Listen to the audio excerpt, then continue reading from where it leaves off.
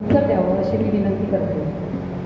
धन्यवाद. विचार मंचावरील आदरणीय पन्नालाल भाऊ सुराणा, नंतर डॉक्टर आदरणीय डॉक्टर अभिजित वैद्य, आदरणीय मेधा पाटकर, डॉक्टर रमेश पाटील सर अध्यक्ष, नंतर डॉक्टर शरद जावडेकर आणि राजाभाऊ महाजन आहेत, पाटोळे सर आहेत इथे, संतोष आंबेकर आहेत आणि विठ्ठलराव गोटे, सगळे संस्थेचे पदाधिकारी. आज आपण मला पुरस्कार देऊन सन्मानित केलं, त्याबद्दल धन्यवाद. परंतु म्हणजे खेद असं वाटत होता की मी काही फार मोठं काम केलेलं नाही आहे. ज्या कार्याचा गौरव होतं ते माझं कर्तव्य मी समजते, त्यामुळे ते माझं काम नाही, ते माझं कर्तव्यच आहे. ते आपण समाजाचं काही देणं लागतं याच्यातनं आलेलं आहे आणि भाईंनी ते रुजवलेलं आहे. म्हणजे फुले शाहू आंबेडकरांची विचारधारा पुढे नेत असताना भाईंनी जे विचार मांडले, भाई शेवटपर्यंत म्हणजे शिक्षणाच्या ह्याच्यासाठी शेवटची वर्ष त्यांनी जी खर्च केलेली आहे त्याच्यातून ही प्रेरणा मिळालेली आहे आणि मी अध्यापक सभेला जोडली गेलेली आहे डॉक्टर शरद जावडेकर यांच्यामुळे आणि त्यांच्या याच्यामधनं मी माझं ते कर्तव्य म्हणून करते. मला अजिबात म्हणजे त्या कार्याचा गौरव करायचा म्हणजे शिक्षणाचे अनेक प्रश्न आज आपल्यासमोर उभे आहेत आणि मेधाताईंनी सांगितले ते जावडेकर सरांनी सांगितलेत. म्हणजे आता महाराष्ट्रातील 14,700 शाळा 20 पटाच्या कमी असं बंद करणार आहेत. नंतर NEP-मध्ये जे धोरणामध्ये 3,000 पटाचे म्हणजे ग्रामीण भागात जे कॉलेजेस ते क्लस्टरच्या नावाखाली ते बंद करण्यात येणार आहेत. शिक्षणाचं खाजगीकरण आहे, शिक्षणाचं भांडवलीकरण आहे, अनेक प्रश्न आज आपल्यासमोर आहेत आणि हे प्रश्न सोडवताना म्हणजे शिक्षणाचा जो म्हणजे एक मला गोष्टीची आठवण होते की जंगलात जो बनवा पेटलेला आहे आणि ती चिमणी ती जे पाणी घेऊन चोचीने ती राहते. मी माझी तुलना अजिबात करणार नाही, त्या चिमणीपेक्षाही कमी समुद्रातल्या एका थेंबासारखं मी काम करते. मी माझा गौरव समजते की तुम्ही मला माझा गौरव केला आणि हा माझा गौरव नाही आहे. इथे अनेक बसलेले हात म्हणजे संघटनेचे हात, अनेक हात आहेत याच्यामध्ये. सगळ्यांच्या आत्ता मी नाव घेतली, वर्षात येत रजनीती, हे सगळ्यांचा पुरस्कार आहे माझा नाही आहे. केवळ प्रतिनिधी म्हणून मी इथे थांबलेली आहे तुमच्यासमोर, पण मला म्हणजे आनंद होईल. आणि आणखी एक गोष्ट मी ऑब्झर्व केली आहे ती सांगते. म्हणजे याच्यात वाईट वाटण्यासारखं संघटनेला काही नाही आहे, पण आतापर्यंत जी मी लिस्ट बघितली असताना म्हणजे त्याच्यामध्ये नागोराव कुंभार असतील, रावसाहेब कसबे असतील किंवा हे जे आहे महिला यांचा, उलट मी अभिमानाने सांगते की अखिल भारतीय समाजवादी संघटनेने महिलेचा गौरव केलेला आहे की हा सन्मान देऊन आणि भाईंच्या यांनी मात्र सन्मान केलेला. म्हणजे त्याबद्दल मी त्यांची खरंच खूप आभारी आहे. कारण मला एक वाक्य आता आठवलं, सिमोन दी बोव्हार यांचं वाक्य आहे ते की आत्मभान आले म्हणजे सुख मिळते असं नाही, पण सुख मिळवण्यासाठी जे आत्मभान यावं लागतं ते गरजेचं आहे. आणि ते आत्मभान इथे मला भाईंनी दिलेले, जावडेकरांनी दिलेले आणि ह्या सगळे आपले जे समाज सुधारक आहेत त्यांनी दिलेले आणि इथे बसलेल्या ज्या स्त्रिया आहेत. आणि हा जो प्रश्न आहे भाईंनी सांगितलेले की तुम्ही बाबा हा घराघरातला प्रश्न आहे. इथे बसलेल्या म्हणजे स्त्रियांची संख्या बघितली ती तशी फार ती कमी दिसतीये मला, ती वाढायला पाहिजे. आणि हा आपल्या घरातला प्रश्न आहे आणि तो प्रश्न जर आपण लावून दिला, रस्त्यावरची जर आपण लढाई केली तर तो प्रश्नाला वाचा फुटणारे. हेच मला म्हणजे आतापर्यंत मला जे सांगितलं गेलेलं किंवा मी जे ऑब्झर्व करते ते असं आहे. आणखी मी जे पुस्तक आता जे लिहिलेलं आहे त्याच्या पाठीमागे म्हणजे त्याच्यामध्ये मी 1823 साली लोकहितवादींपासनं ते अण्णाभाऊ साठेपर्यंत असे 20 समाज सुधारकांनी काय वाचलं आणि त्यांना कुठल्या प्रेरणा मिळाल्या असं दिले असताना त्याच्यामध्ये मला असं जाणवलं की त्याच्यामध्ये म्हणजे सावित्रीबाई फुले आहेत, नंतर पंडिता रमाबाई, ह्या 2-3च स्त्रिया दिसतात. बाकीचे सगळे मला समाज सुधारक दिसून आले. मेधाताई इथे खूप लढवय्या संघर्ष करता इथे बसलेला आहे. मी त्यांना हे म्हणते, पण मला जे ऑब्झर्वेशन मी जे केलेलं त्याच्यामधनं मला दिसलेलं आहे आणि त्याच्यामध्ये सावित्रीबाईंनी जे काम केले त्याच्या प्रेरणा त्यांना महात्मा फुलेंकडनं मिळालेल्या आहे. आणि हे जे आणि पंडिता रमाबाई याचं 1882 आपण साली म्हणतो की 1882 साली हंटर आयोगासमोर महात्मा फुलेंनी याची म्हणजे शिक्षणाची साक्ष दिली.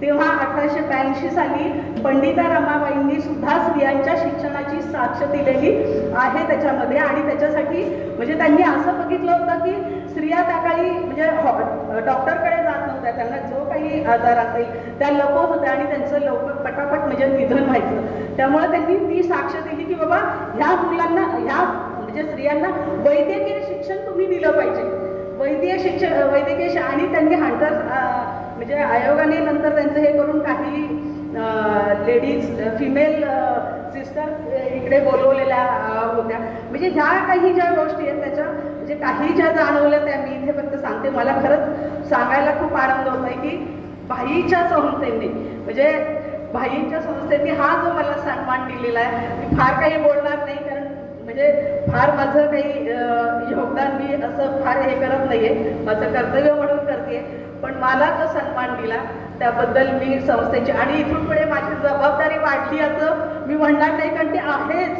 ती अजून म्हणजे पेलणारे असे 2 खंदे इथे अजून सगळे बसलेले आहेत इथे कार्यकर्ते. फक्त एकच खंत अशी वाटते की आपण इथे जे बसलेलो आहे तर आपण पुढच्या पिढीसाठी पुढच्या पिढीला तयार केलं पाहिजे. अजून हे भाईंचे विचार हे महापुरुषांचे विचार पुढे नेण्यासाठी आणि घराघरात जाऊन याचं प्रबोधन केलं पाहिजे. जेव्हा आम्ही आता 8 फेब्रुवारी रोजी जो RTचा GR निघाला, 8 फेब्रुवारी ते 9 ऑगस्ट म्हणजे क्रांती दिन, 9 ऑगस्ट रोजी त्याचा निकाल लागला आणि त्या दिवशी आमचा विजय झाला. त्यावेळेस खरोखरच असं वाटलं की आज जर भाई असते तर काय म्हटले असते.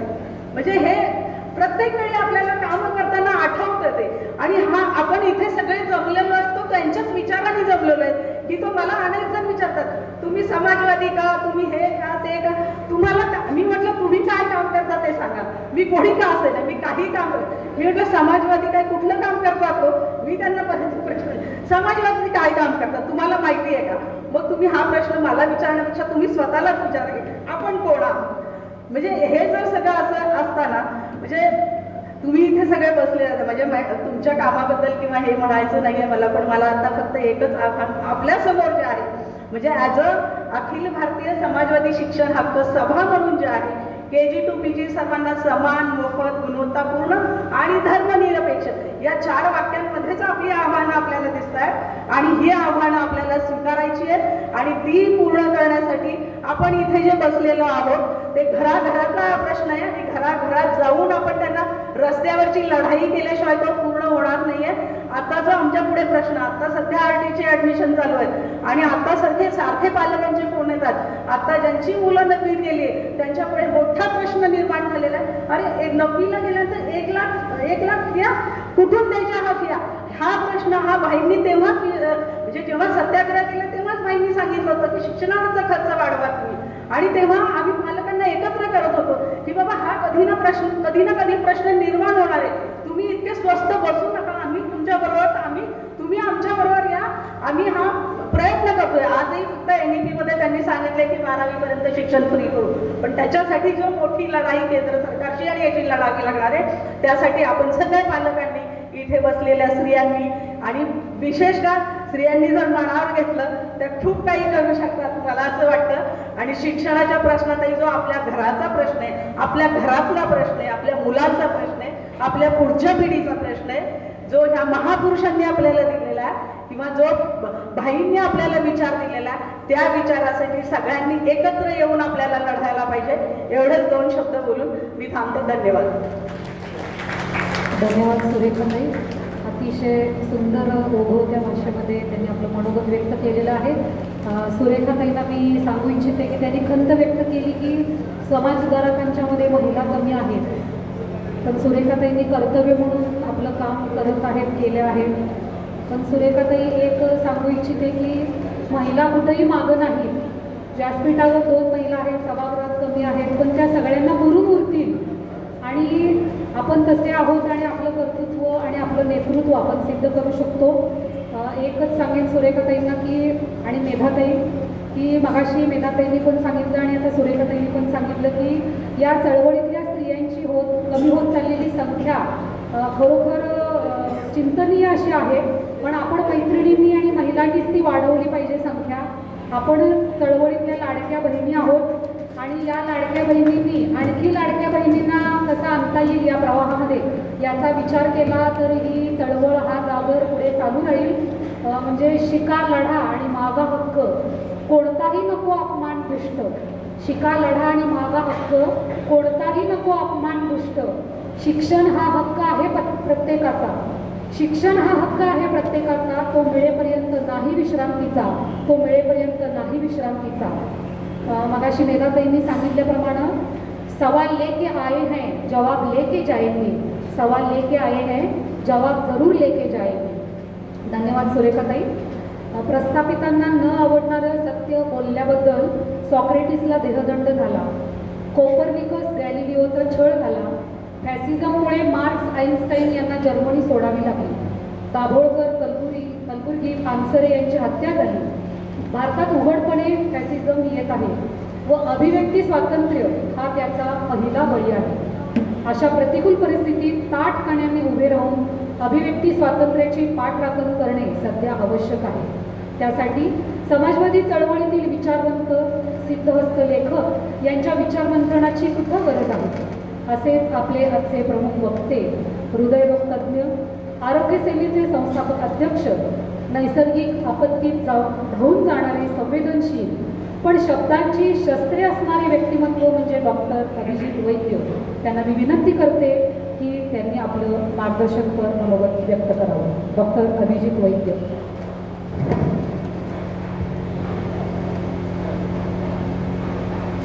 आदरणीय कन्नालालजी, मेधाताई, समाजवादी शिक्षण हक्क सभेचे अध्यक्ष प्राचार्य रमेशजी पाटील, कार्याध्यक्ष प्राध्यापक जावडेकर, त्याचबरोबर मंचावर असणारे उपाध्यक्ष doctor Bharate, doctor Ambekar, doctor Chavan, Patole sir, Mahajan sir, Vinod Birkule आणि विविध जिल्ह्यात आलेले आपण सर. प्रथम सुरेखा खरेंचं मी शिवाजीराव खैरे पुरस्कार मिळाल्याबद्दल अत्यंत हार्दिक अभिनंदन. सुरेखाताई, तुम्ही नम्रपणे म्हणाला की मी काही फार मोठं काम केलेलं नाही. एक गोष्ट नक्की की तुम्ही खूप अवघड काम करत आहात आणि हे अधिकाधिक अवघड होतच जाणार. आणि या अवघड कामाला भिडण्याची जिद्द तुमच्यामध्ये आहे याच्याबद्दल आमच्या सगळ्यांच्या मनामध्ये करतो. त्याचबरोबर तुम्ही जे एक पुस्तक लिहिलं त्याचं शीर्षकच अपूर्व आहे, समाज सुधारकांवरील पुस्तकांचा प्रभाव. मला कुतूहल हे पुस्तक मी स्वतः अजूनही वाचलेलं नाही,